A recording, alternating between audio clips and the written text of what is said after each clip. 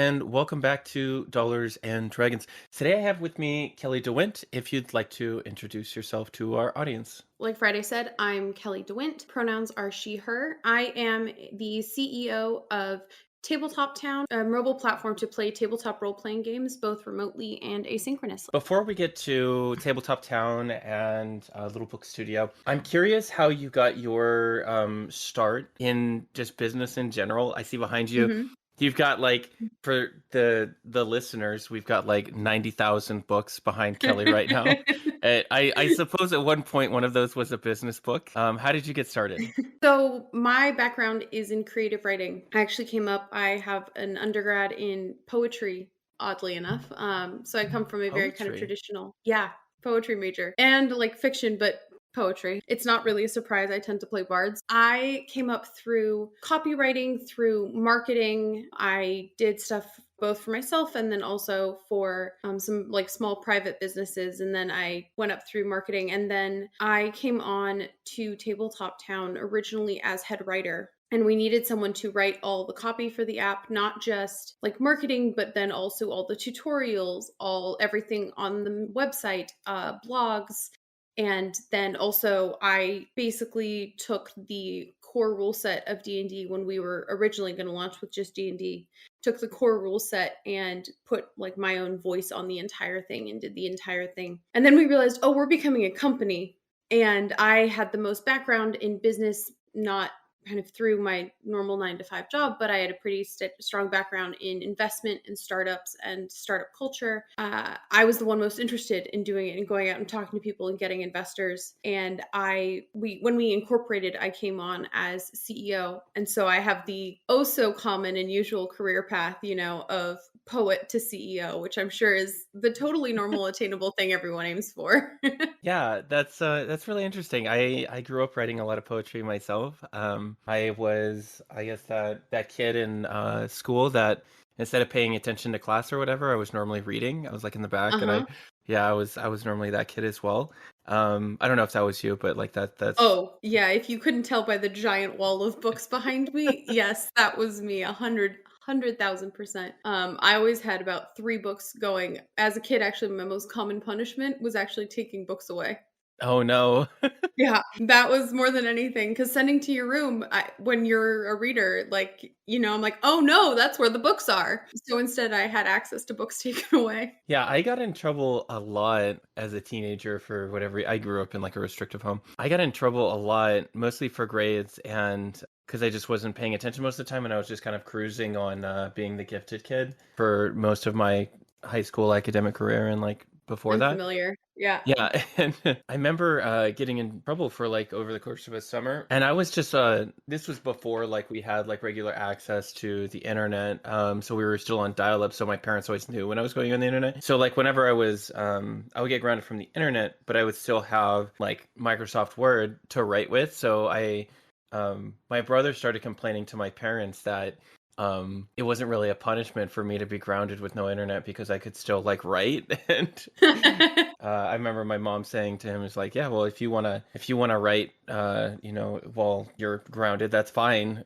It's not really Yeah, not gonna stop, my kid yeah. from writing." But anyway, I found I have a notebook that I wrote my first novel in. I was 11, uh, and I hand wrote it out.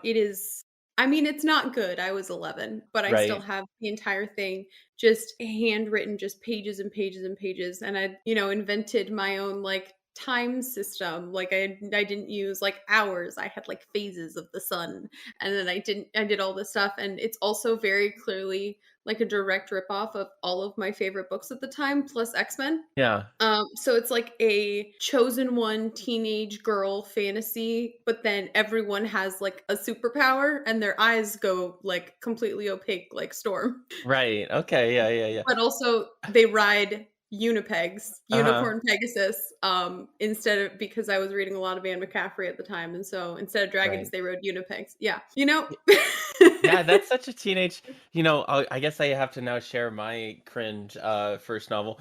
So I so when I was young, I was reading a lot of like BattleTech books and also like Wheel of Time, and mine was Mhm. like a smash up between like those two inspirations, and then also Suikoden on PS1, Uh-huh. the RPG with 108 Stars of Destiny. But anyway, so yeah, that was. I remember I was accused of like plagiarism, not because I like took whole cloth from like all these different things, but like I was clearly using references to like these other source books that I just, in my mind, because it was like the first thing I was writing, I was just like, when I use some of these like terms or whatever, it just makes sense for me because it's my perspective. But long before I learned about like exposition and stuff like that. But yeah, I remember turning in when I was in 8th grade, coming back to my 7th grade English teacher, and turning in to him like a hundred. I had like written like a 100,000 word novel, and it was atrocious. Which also at the time, the further back into my life that I look and I like wonder like, at what point were there like indications that I was trans? But for this part of my life, it was like really boring, static, masculine main character that was sort of written to be like nobody. And then literally every other character was femme in every single one of my books that are Uh-huh. stories that I wrote. So wow, what a trip. Yeah. Anyway, like looking back on a lot of those times in my life, especially being trans, like where I use like writing as like a gateway to me Mhm. exploring femininity. I think about that a lot because I wonder how much of that sort of got whirled away, and if I had just been in sort of a different environment or in an environment where I knew that trans people existed, then I probably would have found out a lot sooner. Yeah. But nobody knew who trans people were, except for like, of course, the really bad tropes and stereotypes of like, Yeah. trans people being like perverted sex workers or whatever. So Yeah. I was very lucky in that my mom spent a lot of time that I did not realize at the time, and I realized as an adult looking back how much time she must have spent, pre-internet doing this, of finding feminist fantasy literature wow, to to drop in front of me. And specifically a lot of authors with very wildly different examples of femininity. hmm I like came up during the like 90s girl power movement where there was some kind of really gross toxic backlash against anything feminine. And I was already a tomboy. And so adding that in wasn't could have been a really bad mix. And I think my mom, I mean, I was raised kind of on a diet of like Heinlein, Christie, like Louisa May Alcott, and then like intense feminist fantasy literature, like fiction. gotcha. Kind of an interesting mix.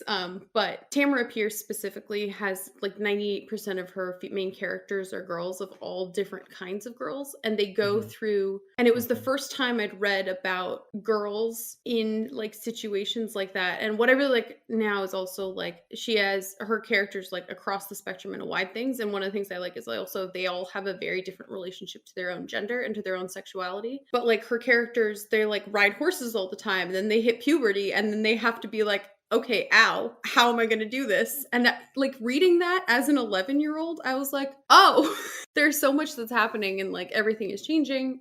It's a weird time in anyone's life. And so I mean, I don't have that same like understanding of like looking back and be like, okay, this is like my relationship to trans. But like looking back at what I wrote and what I read, suddenly so much of like my own relationship to femininity is explained. Because yeah, hmm I only wrote girl main characters. Even the boys in my stories looking back are basically just girls. Because I didn't know how to write boys at all. Yeah. And I look back and I'm like, okay, sure, yep, why not?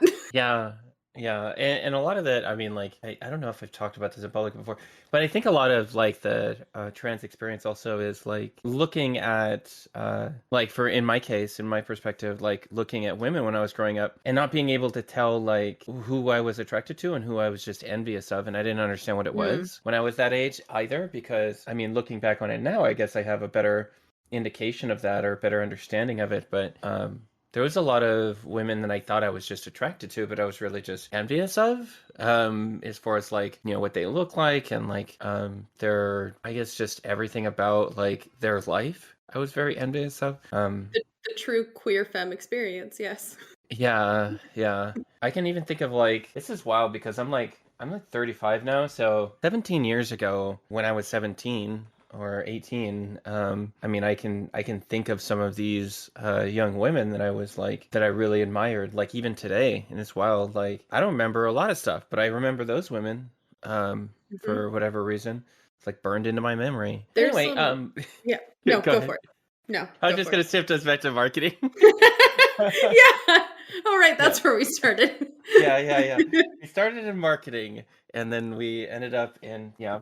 But anyway, so marketing. Let's talk about what was your experience like doing marketing? Was it mostly, do you have like experience in pay per clicks, or was it all copywriting and advertisement? What was your initial skill set? So my very first initial skill set was all copywriting. Was and also like PR as marketing. I guess I originally my very first marketing job, I think kind of like traditional marketing job, was for a like large format sign shop, and I was technically the marketing person, although I did everything. It was a very small shop, so a lot of that was copywriting, was like small ad campaigns, but also just going out, talking to people, being the face of the shop, going out, meeting people, playing nice, being charming, talking, that kind of thing. And then I became a copywriter for a private and custom jewelry designer. And that was very much more all sorts of different copywriting. So, not like blogs and stuff like that. And then also ads and trying to describe diamonds can be difficult after you've described diamonds that many times. So getting creative and being like, okay, not sparkling. Okay, what's okay, not gleaming. Okay, not the okay, and going through. But yeah, it was much more on the copy side. So for Tabletop Town, I came in as just writer, and originally I was doing everything, and we now have a separate head of community who handles some of the more traditionally marketing aspects. If you check out our socials, Tabletop Town app, she is all across those. Her name is Blair. She's awesome. And her background is a stand up comedian. And so we have some very fun socials, specifically our Instagram and TikTok are a little chaotic in the best possible way. But so we kind of split up marketing between the two of us, where she handles a lot of the like the building ad campaigns and the socials and stuff like that, and the like chaotic face of the company side. And then I'm doing the kind of more traditional PR stuff, the more professional, quote unquote, face of the company, as well as I'm the one that goes to cons and talks to people and kind of spreads out what we're doing and tells people about what we're doing, and handles all of the like corporate marketing side. I'm the one that talks to investors. That's mainly my job, is going out and raising funding and stuff like that. And I think this has kind of wandered from your original question, but It has. circling back to it. So my background always first and foremost is writing, is storytelling of any kind, whether that's a fictional story or that is the story of a company, the story of a product. That's where my background is.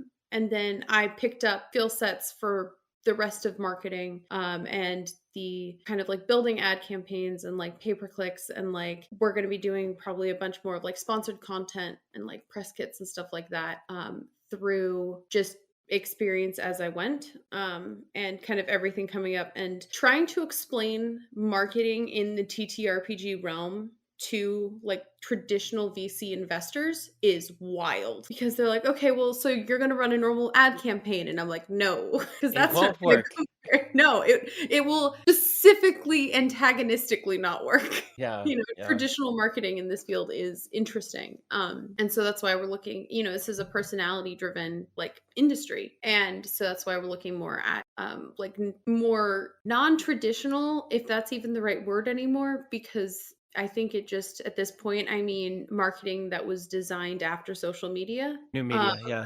yeah. I think that's the So term, right? New media? new media, sure. Yeah, yeah. I think you are right, but my brain just kind of blinked on it. But like that's much more where we're focusing. Hmm. And I don't have tons and tons of experience in that, but that's why we hired a marketing person. Yeah. Why? So then, not to ask you, how does the new media strategy work? Because now I'm curious to ask you the question: why Mhm. doesn't a traditional strategy work with tabletop? And could we break that down just for people like a layperson listening to this? So I think when you think of like traditional marketing campaign, if you go like way back, it's like paid ads of like physical paid ads. And then I think today traditional marketing campaigns are like email newsletters and blasts and like Google ads and stuff like that. The problem is that our market specifically is like Gen X, millennials, Gen Z. All of us, I think, speaking very generally, I'm a millennial, but I think there is kind of a pushback for those of us that grew up on computers and online and just were burned so many times by kind of like corporate marketing, by corporate promises, that I know like I kind of actively don't engage with Google ads. And I know that can like sometimes happen, and like more traditional marketing content doesn't find me. I don't read email newsletters a lot of the time unless I am actively already engaged with the company. That's not how I find new things. That's not how I read new things. The way that, and especially the core audience of TTRPGs has long been people who are looking for escape of some, because it's their escapist games. They're games where you can be anyone you want to be. And I think with that as its heart, it's an audience that has also been burned a lot of times. And looking at kind of the recent everything with the OGL as well, like it's kind of been proved again and again and again, when outside giant corporations come in, they don't understand the space, they make some missteps that, people it's hard to trust that anymore. And so like I came into the world kind of sideways and came in through Critical Role and then the Adventure Zone, and then came into it. And I think that's how a lot of people are finding it these days and getting into the games, and like finding new games in particular is all personality driven. Hmm. It's saying, okay, who are the influencers that are producing content? Like, what are the ones they recommend? In the wake of the OGL, there were so many, like, here are all these indie like TTRPGs you should try. Here are lists and lists of this. It's Instagram sponsored content. It is like videos. You see something funny on like someone's like Let's Play, or actual play, you go through and you see like all of these different things. And so I think that personality driven content like that can be hard then also to get in like a foot in the door when you're making a brand for yourself, because it's personality driven and no one knows our personality yet. So we're Yeah. coming in, yeah. And so that's been kind of our thing, is like establishing who we are as a like corporation, in heavy quotes there, but establishing like who we are as a brand, establishing what we're going to look like and like what our values are. Because I also think like Gen X, millennial, Gen Z, there's a lot of emphasis placed on corporate values. How are people responding? I know that like in compared to like older generations, we do a lot more research on companies before we're willing to like commit to them. But then once we do, we have like a lot more brand loyalty, so long as they hold to those same values that we were kind of promised. It's like coming in, so then establishing who we are, establishing like our loyalty, like our values and what we're going to do. And then also saying, okay, talking to people who are already in this space and being like, please like help vouch for us. This is who we are. This is what we're doing. Hmm. Tell other people about it. I heard an interesting thing the other day that was saying that traditional PR used to be talking to the elite few who would then spread the word to the masses. But now everyone talks to everyone. So PR is just like a consistent narrative of who you are and what you're doing, spread to everyone who is also going to tell it to everyone. Right. Yeah. The amount of, I guess, and this is something that I guess I deal with as a small business owner, but like dealing with the amount of, what am I trying to say here? It can feel sometimes like, especially on socials or whenever you put out something new, there's sort of a tightrope that you're generally walking. And then like, if someone like, just let's say a negative rumor about either your company or you, if you're a single personality like me, they can really negatively affect you. in a way that a traditional, like, 1980s American corporation like would just not care about, and still doesn't care about to this day. Like, so it is interesting being in the new media space, I think, because people are driven by people's stories more than anything Mm-hmm. else. And this is something that I talked to one of my mentors, Devin Nash, a lot about. But it is something that we were talking about, like we're in like a business cohort. People were asking, like, should I start like a company, a company like social thing and presentation and channel Mm-hmm. for YouTube, or should I start like my personality channel? And he was like, hands down, his personality channel every single time, because that's who people like to connect with as a person. Even for me, in like making decisions about my company, I don't really want my company to be called Is Friday Productions, and I actually don't have that anywhere except for like my PayPal when people Mm-hmm. like receive when I pay my contributors. Mm-hmm. But eventually that's what it's gonna probably be, because like that's the brand, unfortunately, is my face. So I just have to deal with that, I guess. But I wanted to talk about so the founding of Little Book Studio, Mm-hmm. and like why did you choose the C Corp and your additional provisions? Can you talk about the nerd shit of your business Yeah, real quick? I definitely can. So when we realized, when we went from being like a group of friends who were building an app to, okay, we're going to make this an actual company, we want to do this for a living, we thought, okay, we need to form an actual business. Like, what's that going to look like? We had a lot of interest in forming a workaround co-op, but we needed outside investment to get this going. And traditional investors, if you want traditional investment, you basically have to be a Delaware C Corp. If you're not going to be a Delaware C Corp, it is a lot harder. You can kind of do it as an LLC, unless you're doing a nonprofit like a 501.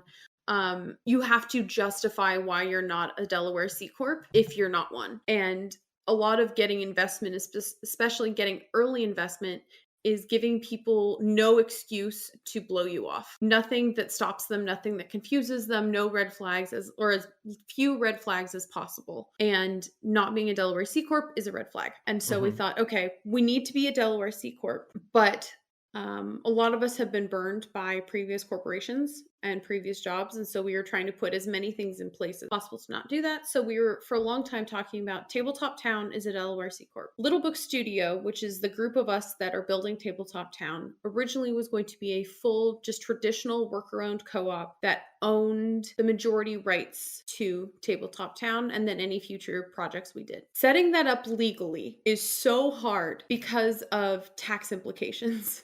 If you have a worker-owned co-op and a Delaware C Corp and it like you have majority shares, you basically we were getting taxed twice. Mm-hmm.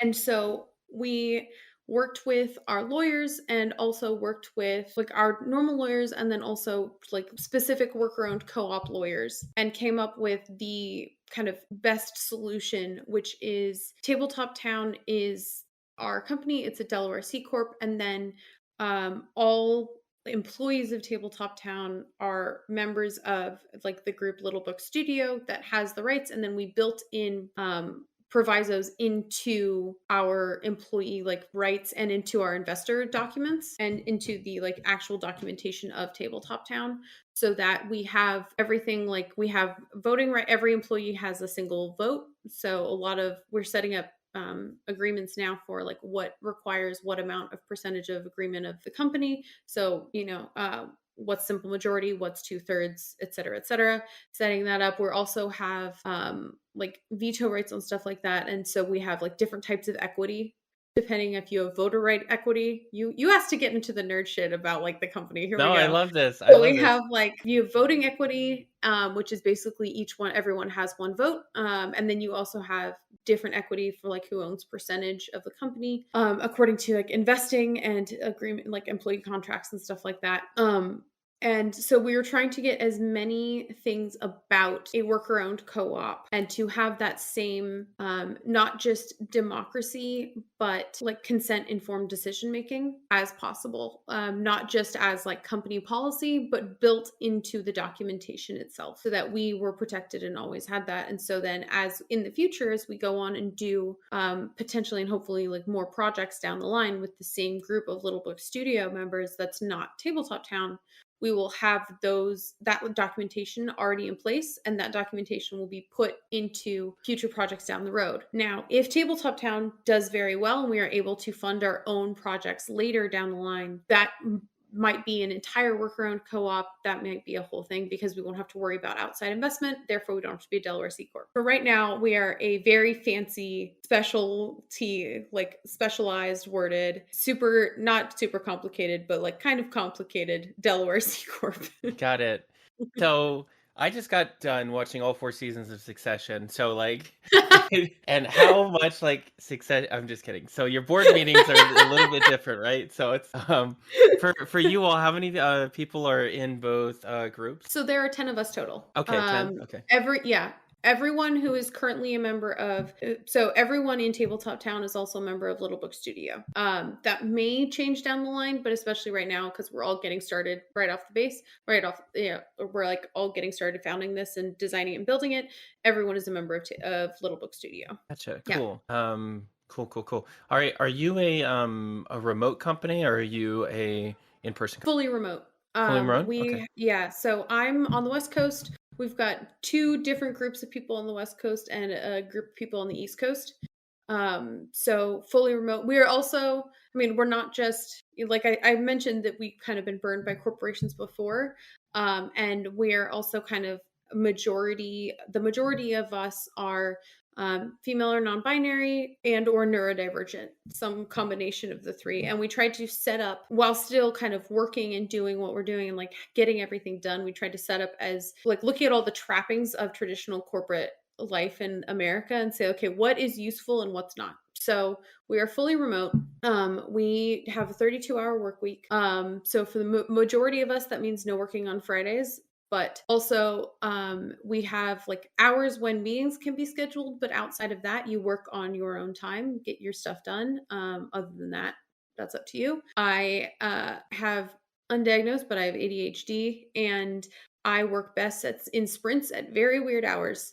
So although I am fully available and have meetings and do get all my stuff done, I also work until 2 a.m. a lot of nights, and get all like stuff done in like a very intense, hyper-focused sprint, like late at night by myself on the couch. With my dog bothering me, but basically by myself on the couch. Yeah. And so we have kind of all of that. So we work, all of us work different hours, except then we have like agreed as a company what time meetings could be scheduled during. And as for remote, so we don't have like monitoring software or anything like that. We have we've tried a few different like video conference apps and stuff like that, and we ended up on one called Around. But then also everything is organized in Notion.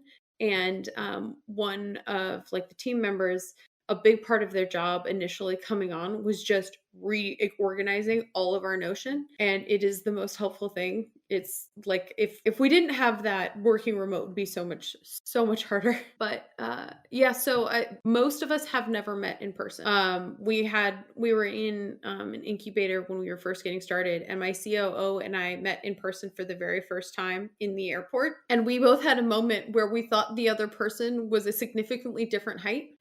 And he was like, because I think we established it for a brief second right before, but we both thought the other person, he thought I was a lot taller and I thought he was shorter than he is. Yeah. So we both looked and we were like, oh, which is like just stuff you don't think about when, I like have meetings with him almost every single day, but I just see him on a computer screen. And then it was like, okay, this is wild. Yeah.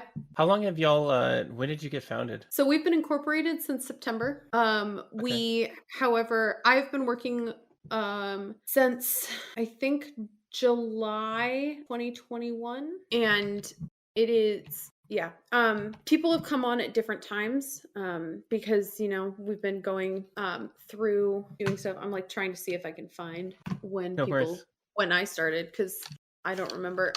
Okay. I think July of 2020 or fall, maybe early fall of 2021. But it originally started with, so our COO and our CTO are childhood best friends. Mm-hmm. And one of them's a developer, one's a UX UI designer, and they started doing this as a way to just kind of like hang out, build this as the like first initial like version and gem of an idea was that, and they just kind of that was several years ago. And they worked on it, on their like weekends and stuff like that. And then my roommate and I came on, and she's a graphic designer. She came on as graphic designer, and I came on as writer because they were like friends of a friend. We kind of went, okay, well, this is like really fun. We're doing this. And it was the four of us for a little bit. And then CTO, his wife came on. She was an illustrator. And we were kind of just like half joking, half messing around. And then suddenly there were a couple more engineers in the project. And we were like, wait, this is becoming a thing. Do people want to do this? Like, is this something we all want to commit to? Is this something we have time to commit to? And then kind of abruptly we got into this incubator, and then it was like, oh, we're incorporated. Oh, we're a business, like we're a company now. Oh, people are going, like we have investment. Oh, people are going on payroll. Oh, this is my full-time job. Yeah. And all of that just happened in a very short span of time. Yeah.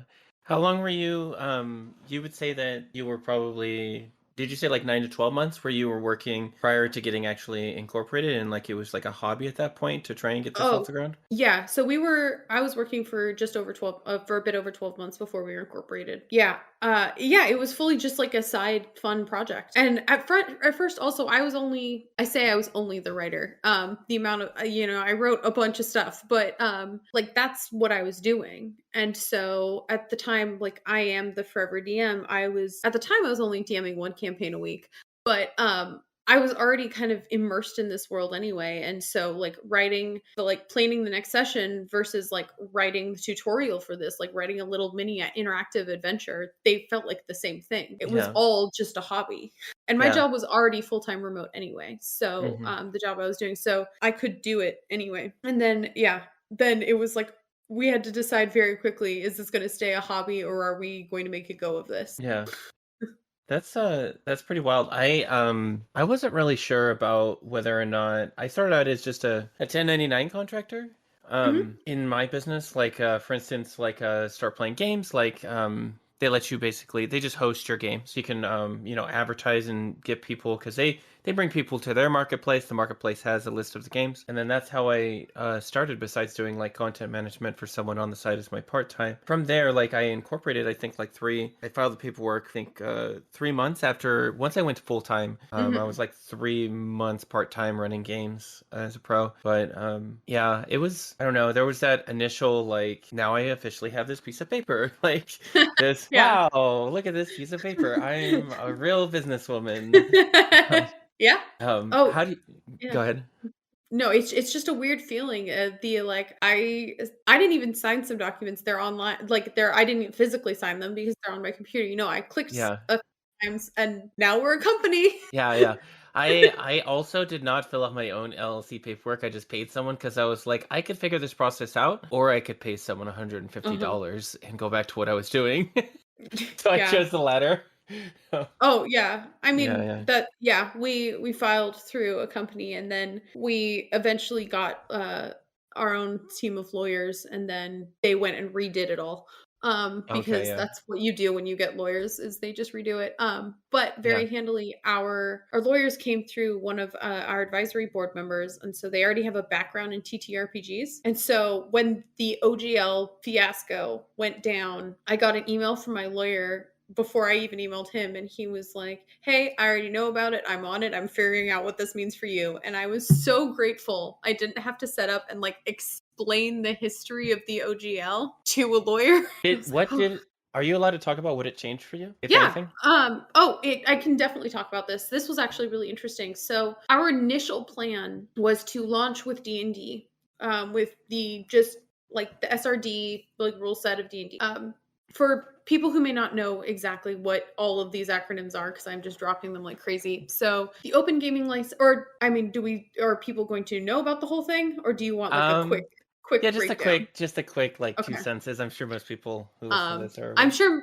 sure most people know. I have broken this down for a bunch of investors, so I have like a pretty quick thing. So the Open Gaming License was owned by Wizards of the Coast, who owned D&D, and Wizards of the Coast in turn owned by Hasbro. For decades, it meant that the core rule set of D&D and most TTRPGs in general was available for free use. Hasbro changed that, or tried to change that, in December, and it did not go over well with the public, and then they made a series of wild PR decisions that went over even more poorly with the public and eventually rescinded all of that. So we were originally going to use the core rule set of D&D and launch with that, with the proviso that we were going to add more games and more rule sets in the future. That was our original plan. When everything with the OGL happened, I had so many meetings. And basically, as a company, within a week, we'd entirely pivoted and said, okay, we're going to prioritize system agnostic capabilities.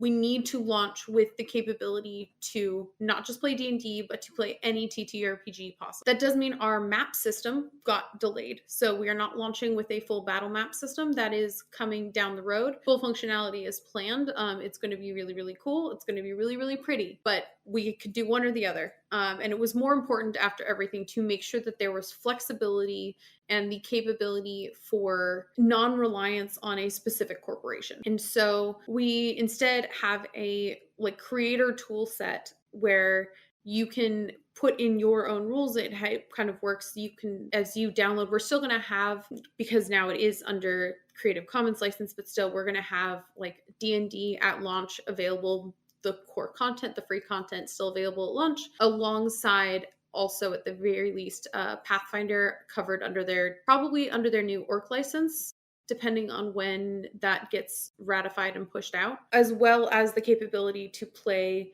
like indie TTRPGs, a lot of like free to play stuff. We've been beta testing, so we're available for public beta testing now. And internally, as a company, we've been playing Honey Heist because it's one of the free to plays, and it was also the easiest when we first started playing. We did not have character sheets at all. We do now. We have character sheets. And it was a very exciting thing. But Honey Heist doesn't really require character sheets, so we started playing that. And so I'm running a game of that. But it basically meant as a company, we had to fully pivot and say, okay, let's prioritize this instead. And so now we're not tied to Gotcha. basically. Now that you said, I didn't even notice. Maybe we started this email chain for you to be on the show before you had did you have beta access for a while? Like, when did this come out? So public beta did not start that long ago. Public beta started this month. Okay. We are in full public beta right now. If you go to our website, tabletop.town, you can either do tabletop.town/beta, or there's just a giant button on our website that you can click to join the beta. We're in kind of a release cycle where every other release, it'll be one where it's just like small bug fixes, and the next one is like, this changes everything. Mm-hmm. So we have a major release coming out in the next day or so that adds the capability that you can talk or you can chat in and out of character, and then GMs are going to be able to like switch between NPCs and decide who they're talking at. Oh, okay, yeah. And creator tools are kind of coming soon. Full public launch is in July, end of July. And then we're also going to have our marketplace up and running at the same time. We are also adding our premium subscription, which is Tabletop Town Plus, which adds for more functionality. It takes upload limits off or raises upload limits. And then for a while, at least, it's also going to provide early access to some features. So, question about the app itself. Excuse me.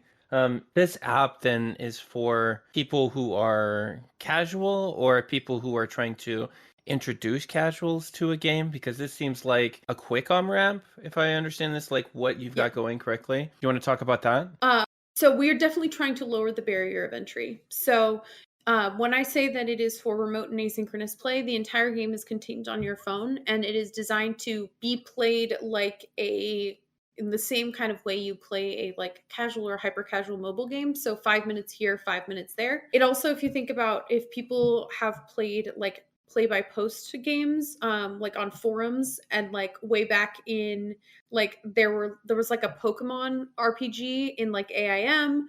And then even like going way, way back of like chess by mail. That's like kind of pulling on those traditions, but played through like a text app or like a text messenger. So campaigns are going to be kind of a little slower.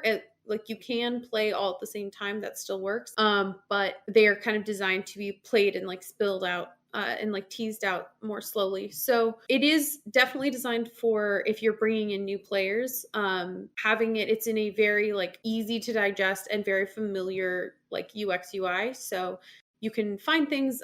You're not having to sit down. You're not presenting someone with a hundreds of pages of like player's handbook and being like, read this, it'll all make sense. Instead it's like bits and pieces. But also it is designed for that. It's also designed to like let you like pick up new games and for like indie game designers to like find an audience, and for you to find like new like indie TTRPGs. That's like where we want to go ultimately. But then it is also, I don't think it's going to, for more intense players, like I said, I actually run 2 campaigns a week. I spend a lot of my free time. I spend a lot of my professional and my free time on D&D. I think it's not, we're not designing it and we're not saying we're going to replace all gameplay. It is kind of a supplemental of like people who don't have the time for like a weekly hours long commitment but want to play. We've talked to a bunch of people who played when they were like kids and then can't play as adults, and because life got in the way and your friends are split among time zones and around the world, and you can't pick up a game, and this kind of eliminates that barrier. You're saying, okay, we can play. I don't have to wait for you to be within any type of remotely close to me time zone. It doesn't matter if you go on vacation, like the game doesn't have to stop. We can keep going, we can keep playing. So I think it's going to ultimately settle into like new beginners and like hyper casual players and people who are getting into, and then as always the like intense core fan group that comes out in any group of TTRPG players that are like, I want this even more. I want more ways to play. I want to add this. I want to reconnect with friends who play. We also have a bunch of people who have said like, oh, I want to play with my kids, and this is the way to play with my kids. Yeah. Which I'm excited for. Yeah, that's so cool. I'm very interested in play-by-post type games. I run a few play-by-post type games myself. And then also I know a lot of other pro GMs who do. And the big audience that they have always like kind of ran into for those types of games are, like you said, the power users, the people who are like, they don't have time to play another game, but they want to play another game. So they found a way throughout the week to play, like their third or fourth or whatever game. And then also there's people who are more drawn to creative writing. That's another subset that we've sort of found in the Pro GM community. And then also people who play at work because they work from home. So that's a big subset of the people who play by post, is like people who are just kind of messing around while they're at work, and like they want to take a break or something. So they'll take like 20 minutes. They'll write up a couple paragraphs about what their character is doing in the scene or what's going on, and then they'll get back to work or whatever it is that they're doing. So that's definitely an underserved market, 100%.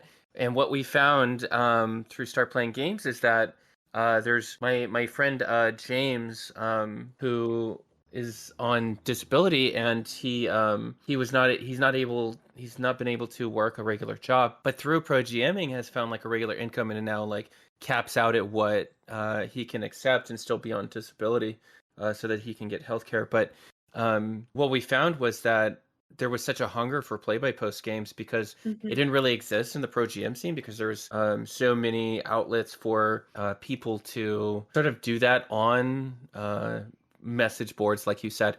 And I used to play MUDs. I don't know if you're familiar with those old things, multi-user dungeons, text-based RPGs. Okay, The code that EverQuest was built on was MUD.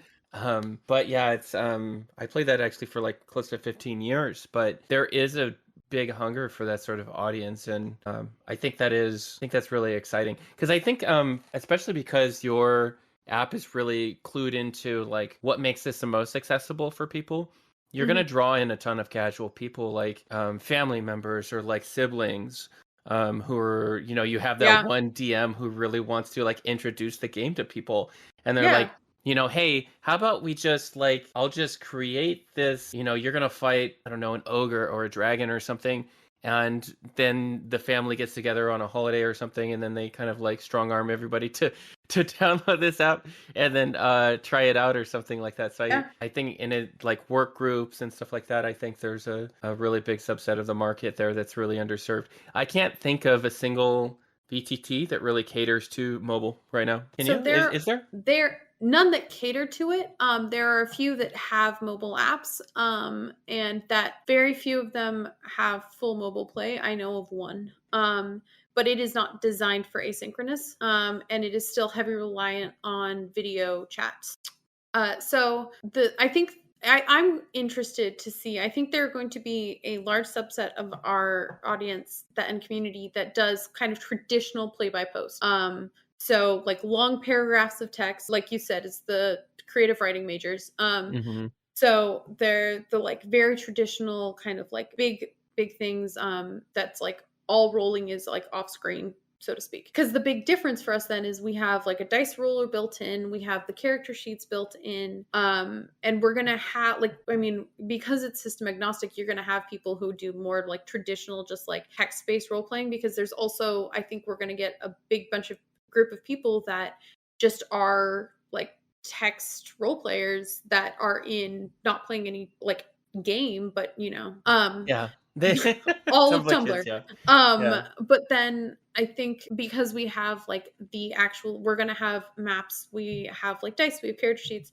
I think we're gonna have an interesting thing of people who like the idea of play by post, but the thought of just like narrating everything out like that is intimidating. For me, always the thing I saw about play by post was because I always only saw it played out in forums, and the thought of everyone being able to see that is sometimes intimidating when I'm like, I want to turn off my brain and not have to be super eloquent all the time when that Mm-hmm. is my job. So I think then having it as like a private thing where you can find new games, but the entire world can't see what you're writing is going to be nice. Yeah.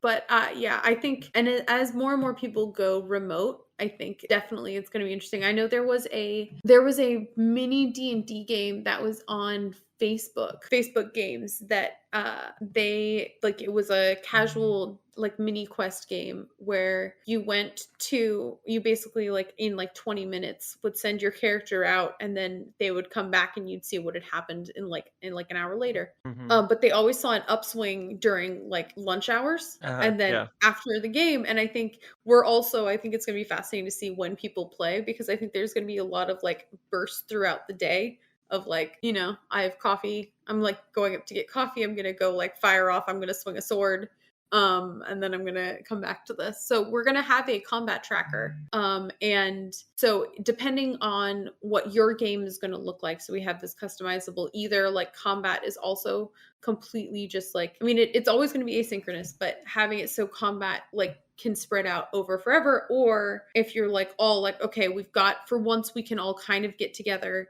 and so the GM can set limits on like how long you have to take your turn. And then if you haven't taken your turn in that amount of time, you take a predetermined action. If it's just like, I take the dodge action, I hit the nearest enemy with my sword. So then if one person can't be on their phone, the entire campaign isn't stuck. Yeah. Okay. Yeah, that was actually my next question. But you saw, yeah, you hit it up. Yeah, that's honestly that's my number one concern for play by post, and that has been a problem for me running play by post as well. It's like there's that one person who's unavailable, which is fine. They have a life, but like, at the same time, like you have these 3 or 4 people who like want to continue to play. So that was a concern for play by post for me. Side note, that not in play by post, but in my normal campaign, something I built in for kind of not the secondary campaign, but the secondary campaign I'm running. I'd never done this before as a GM, and I'm now going to do it all the time.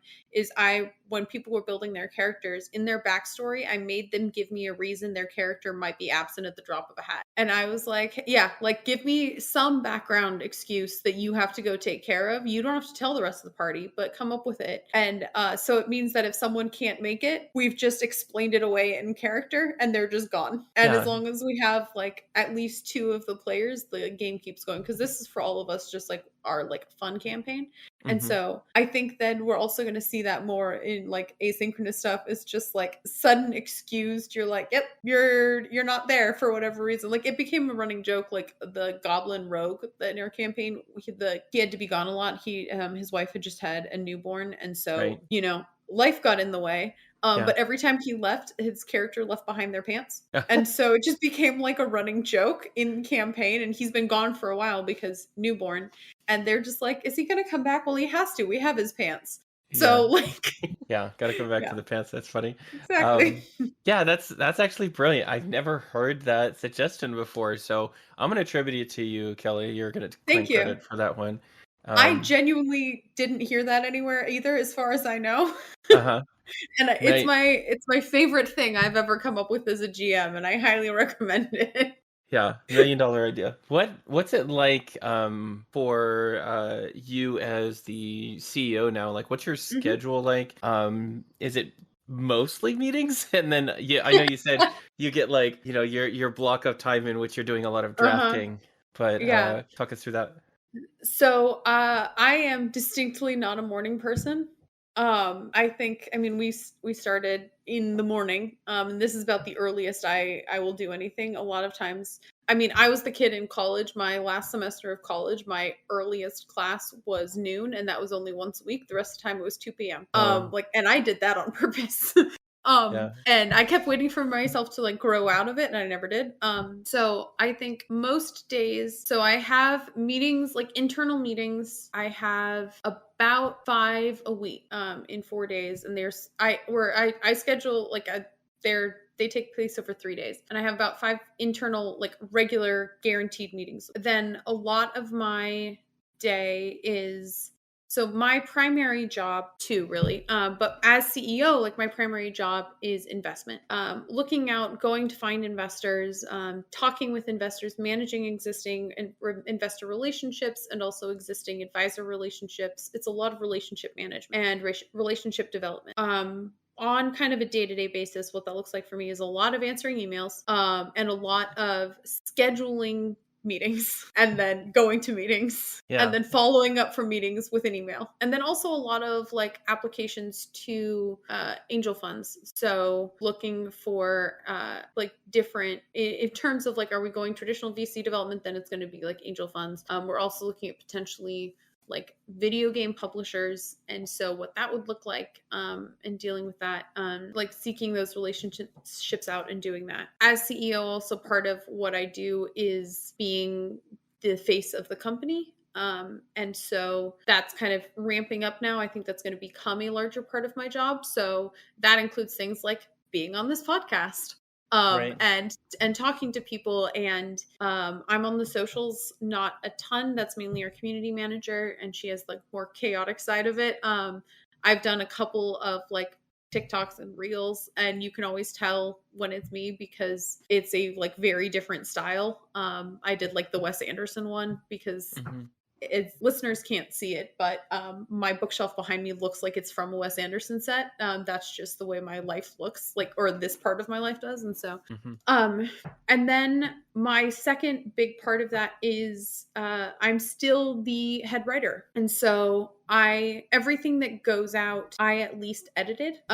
So that's all of the socials, but then also it's drafting like applications, but also then drafting formal emails, drafting newsletters, drafting or like writing newsletters, and blog posts, and actual in-app copy, and long stuff like that. And that's what I tend to do really late at night. That tends to be a lot of my sit down on the couch. Okay, now it's time to write, and just draft out pages and pages and pages of content.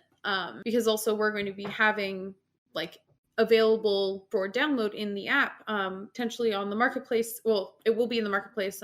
There's going to be like Tabletop Town branded content that is a bunch of stuff available for your TTRPGs to play and to use, whether that's NPCs all the way up to like mini arcs and like settings and locations all the way up to full game. And I'm, at least for right now, I'm writing all of them. So it's Gotcha. also all of that copy. Yeah, I gotcha. Yeah, that's a lot Yeah. of shit. That's a lot of stuff. It's a I startup. Yeah, that's how it works. Yeah, you get instead of getting paid a lot, you just get paid in a lot of different job titles. Yeah. Um, But yeah, okay, that's cool. That's really interesting. Is that sort of the business model for Tabletop Town then? It's like you are going to the marketplace to buy things you can play for free, but if you want additional stuff as either the GM or as a player, you go to the marketplace? Yes. So it is completely free to play. There are no ads, period, inside the app. There is a premium subscription, Tabletop Town Plus, which is going to kind of raise the upload limits for images and allow to play as like raise the character limits. Not typing characters, but like playable, like PCs and NPCs and stuff like that. And then also right now, Tabletop Town Plus is going to give early access to some features as they are still in development. And then also there is in-app subscription, so an in-app marketplace. This is kind of the very traditional mobile game model these days, is the premium subscription supplemented by in-app marketplace. So the marketplace is going to include things, like I said, like characters, settings, campaigns, everything like that. It is also going to include a bunch of art. So NPC tokens, monster tokens. Eventually it's going to have map tiles, stuff like that. And so we are like working with a bunch of indie artists right now to get their stuff on the app available for content. And then there's going to be full game systems available in the app. So like I said, we're launching with free to play for like some core rule sets, but like any other model for TTRPGs, if you want the expansion books, if you want the special stuff, if you want the different classes, that's available for purchase. Got it. And so and then also we're working with some indie game designers to have their rule sets and full game designs on the app. If not at launch, then like soon after. So hopefully you'll be able to find indie game designers. There's no coding like knowledge needed whatsoever. It is very intuitive to put your rule set on the app. So encouraging game designers to come and build their content on our platform.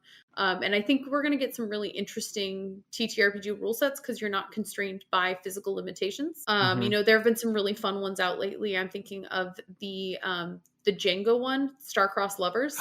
I own that. I thought it was right next to me, but it's not. Oh, that's at my girlfriend's house. We just played it this weekend.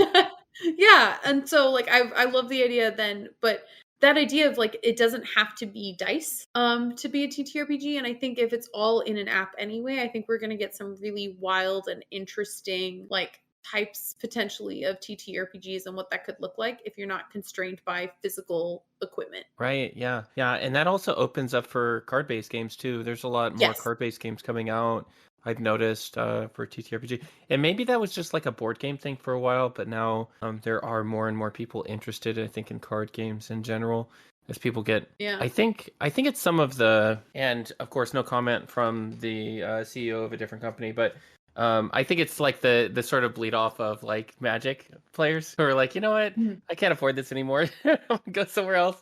So there's just more people designing card games, I think, in this space now because of that. Partially because of that and other reasons, but I at least that was my reason.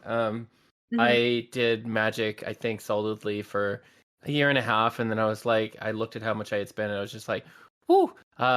But it still remains, I think, a solid fact that like tabletop role-playing games are probably the best money spent to fun had ratio that you can have, because you buy the game system book and like maybe one or two other books, and that's $100, maybe $200 if you buy some additional stuff. Then that's all you really need to play for years potentially. So I think a lot of people look at, perhaps they have the wrong attitude, and you don't have to say anything about this, but this is just me like sort of going off on a tangent. But like a lot of people sort of, we just had this big conversation on Twitter about, because WotC just increased their prices to $60 for books. I went through and I wrote a thread. It's like, how this is how much it actually cost me to print a book as an indie, and like for a big company that owns, now it's like I think 70 or 75%. They took a big hit after OGL. And a lot of the other secondary and third party publishers saw a huge increase in their business. I know for a while Paizo actually sold out of their books for months at a time. But so did Chaosium. Yeah, and Call of Cthulhu sold out. Yeah, and Kobold Press quadrupled their sales for like a month or two. But yeah, so a lot of these consumers look at these book prices and they're like, hey, anything more than $50 is like way too much for a book, or like anything more than like $20 or $30 for a PDF is too much. And I'm just thinking to myself, like, yeah, but like, how many sets of dice do you own? Like, how many, like, how many books are on your shelf right now? Like, you could buy one less book a year and then afford all the other books that you bought. Like, it just doesn't make any sense to me why, anyway, like, people, and consumers are consumers. They're always going to complain about prices going up even with inflation, because they feel like they're still entitled to the creative work of others for a number of reasons that I could go into a big long-winded discussion on. But yeah, I like the model for Tabletop Town. It's an I easy do monthly want to, subscription. What's up? yeah, no, I do want to bring up an interesting thing getting into like how it looks as a consumer, because I don't think anyone, like people, I didn't know this before we started building this app. So we are going to have a token based marketplace system. So you see this in tons and tons of mobile apps, buy a bag of tokens and then that use those tokens to buy things in the app. It always felt weird to me as a consumer doing that. I was like, why can't I just like pay the money? It's because of app regulations. And I didn't know that. You can't if your product is on an app or like on an app marketplace, you can't charge people for in-app content with just money. You have to go through a like token based system. Yeah. Just Why? if you want to be on the major app platforms, you have to do that. I don't know why, but you have to do that. So you can't just charge, you can't just be like, okay, this book is like $15. It Right. has to be like, okay, this book is $15, therefore it's going to be like 1,500 tokens. That is not us trying to like be shady about how much things cost. That Right. is making sure that our app is available to download. Right. Yeah. That's interesting. Yeah. Yeah, I guess is that a casino thing then? Like, is that something, is that like, is that I because of casinos? I don't know. Like, why would people do it? Why I is that a I law? have no idea. It's not a law. It is app store policy. Okay, okay, okay, Yeah. okay. But because it's, if you want it to be on the platform, you have to play nice. So that is why we are having a token-based system, in talking in the realm of like, what it looks like as a consumer. And like we talk about that on our website. Like we are very upfront and clear about Hmm. like this is why we're doing it, but that you have to go looking for that information. And so I figured I would use Right, this to be like, that's just because that's what we have to do. right. That makes Also sense. just in the thing of the amount of dice people own, because God knows I have so many dice. They are deadly. We do one of the things that is going to also be available are dice skins, of course, because you have to customize those dice skins. People have to know if it's you rolling. Yeah. They Yeah. have to see your dice. Yeah, Yeah. Well, and they have to be themed to your character, or is that yeah. just me? No, I think I have I do. yeah. Yeah, I I have a do set have of special dice. Yeah. I have a set of the critical role like D20s, Uh-huh. one for each character, and I definitely roll those depending on what check I'm making. Oh, okay, okay, okay. Like I personalize them. Yeah, very Yeah. much because I do that. Superstition. Yeah, yeah, Superstition. exactly. Well, I also when I was able to play regularly, I played a College of Eloquence bard, and talk about a broken class, because I was level 5 and could not roll below a 20 on persuasion or deception. Rolled a Right. nat Yeah. 20 one time, so I rolled a 30 at level 5. Yeah. And so suddenly we had some very friendly NPCs helping us out. But that idea then of, yeah, just like the rolling dice, I think for a genuinely not insignificant part of the community, it's like just so satisfying to something, like it is to me as well, just like rolling dice. And so we spent a lot of time on our dice roller, so it bounces satisfyingly and we can have dice skins and and everything like that. Yeah, I think that's where most people's money like tends to go, because those sort of purchases tend to be just affordable enough to where people Mhm. don't blink twice at spending the money. Like 10 Yeah. bucks for dice, or like 15, $20 for dice. Most people don't think about that. It's when you go beyond that $20 that people start to really scrutinize, I think. Let's see if there's a shift in that. Cool. That's finally. I wanted to talk about sort of your roadmap, if you can, for Tabletop Town, and Yeah. I wanted to talk about like what does 2023 look like for you, and what does 2024 look like? Yeah.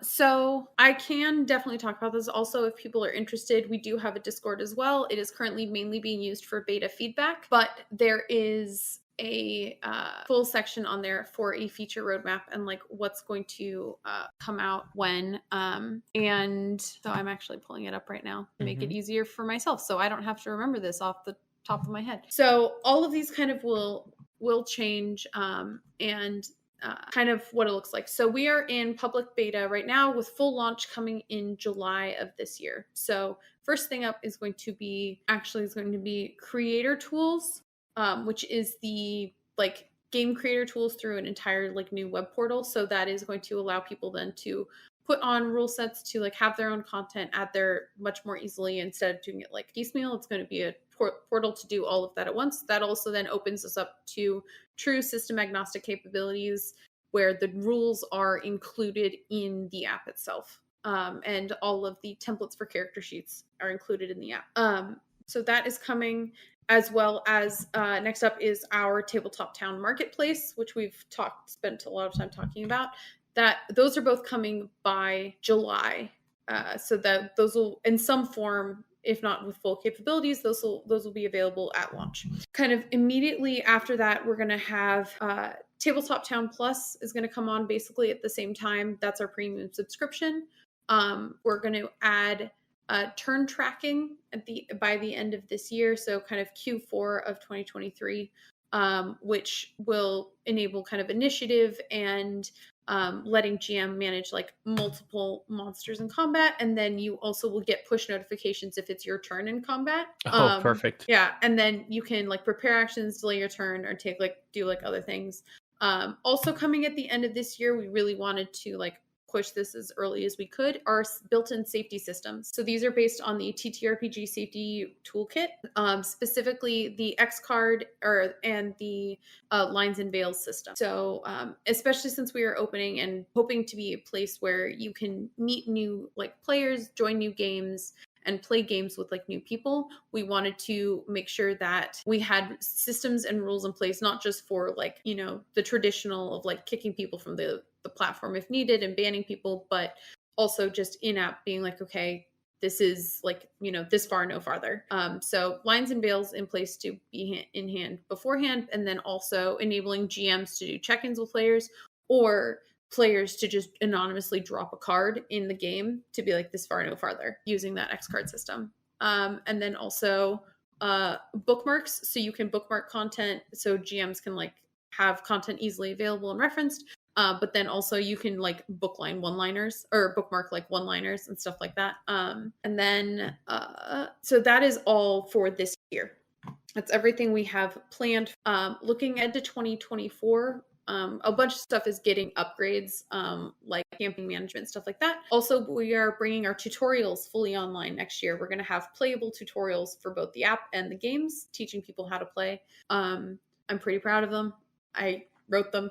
And then also our map system fully comes online next year, which are going to be not just basic maps. We're actually partnering with an external agency. They're going to be fully interactive. And as a GM, you can draw your maps and fill them and place stickers on and have proximity-based things. It's going to be distance tracking. It can be as much or as little as you want, basically, as things are going to be layered. You can also just import maps. Also coming in 2024 is full sound design. We're partnering with a audio design agency, and so we're going to have distinctive sound design, and then kind of as we figure out what that is going to look like, other than just we're going to have our own sound design, more of that's coming, information on the Discord and stuff. And then as we build out, kind of looking even farther ahead, we're going to be introducing cards, tokens, spinners, all sorts of different mechanics and stuff like that. That is as far out and as vague and as different as I can get. Right. Gotcha. That sounds really, I'm very interested in the drawing a battle map and then utilizing some of your tools to do it in real time. That's something that I sometimes do because out of necessity as a pro GM. However, it would be nice to have a tool that actually helped you do that just real quick. So I wonder if that's I have very little artistic talent when it comes to that. I can like forge people's handwriting, but I can't actually draw anything. So as a GM, it's kind of difficult. I have to plan everything in advance. If you go to our website, so tabletop.town, if you go to just the like about section, or if you just scroll the way down, there's like a feature list. And if you click on the maps, you can see kind of what that's going to look like. And you can kind of see like what our maps are going to look like. We are also going to have on the marketplace like map tiles. So this is just the like built in what our app just looks like. So that kind of comes with it, like visual style. But then there's going to be like entirely different other art styles. We also we're trying to design something that wasn't only high fantasy. We're basically the entire app and all tutorials that are going to come out are skinned 3 different ways, which is fantasy, Western, and sci-fi, because we want to really lean into the fact that TTRPGs aren't necessarily just high fantasy. And so you can see that sometimes with some of our stuff. Also on maps, you can, when you place objects or like stickers on the map, you can associate objects or roles or stuff with them. So it's up to you as a GM if you want to prepare in advance, if you want to have a highly interactive map. If that's like the fun part of GMing for you, you can go crazy. We have some very impressive tools. We're going to have some pretty wild stuff. If you're like, they just need somewhere to see what they're doing, you can just like draw it out and be like tree here, wall here, building here. Great, go. So it's entirely up to you and your players, because I know my players are super, super tactical. And so I always need very detailed maps, because otherwise they spend the entire session being like, okay, so this spell has a range of 60 feet, but the spell itself has a diameter of 30 feet. If I put it here, are they behind the wall here? Can I see this player? And so I just need interactive maps, or else my entire time is just telling them what they can and cannot see. Yeah, for sure. Yeah, that's how my fights go as well for whatever game that I'm playing. Yeah, that makes sense. I really like and for those of us, the link will be in the description as far as getting to the feature list. I'm going to put that as our link here, just so that people can see sort of the demos, the gifts that they have of the demos of how the system is meant to function. Later this year, people will have access to it. I think we're going to wrap. Kelly, let's talk about, do you have anything that you wanted to, that you were sharing or saving, I should say, that you wanted to share? Is there any one thing? Oh, I really wish there was now. I think I've kind of talked about everything. And the thing I always like to talk about, because I think it's the prettiest on our website, is the map system, but we already have that. I guess it's not, this isn't like something we're like hard pushing on any of our socials, but I think it's kind of fun and different. We actually have a merch section on our website, and it has specifically some very funny stuff on it. And potentially my favorite is a poster that is very much a la, and also a shirt, all like 90s advertising, which is installed Tabletop Town on your family computer. If you go in and actually read it, it's very, very funny. We've kind of hidden stuff like that all around. But I think the biggest thing is just public beta is now, and beta feedback is set up in our Discord. And we're excited to launch in, just over, when this comes out, probably in about a month or so. It'll be Great. in July. So yeah. Yeah. What do you have the date specifically, or are you just like not married to a date right now? We don't have a date because if we do, it'll probably move. It's going to be the back half of July. When I have a more specific date, that'll go up everywhere. But okay. Yeah. All right then. Well, thank you so much, Kelly, and I'm gonna hit the stop button now.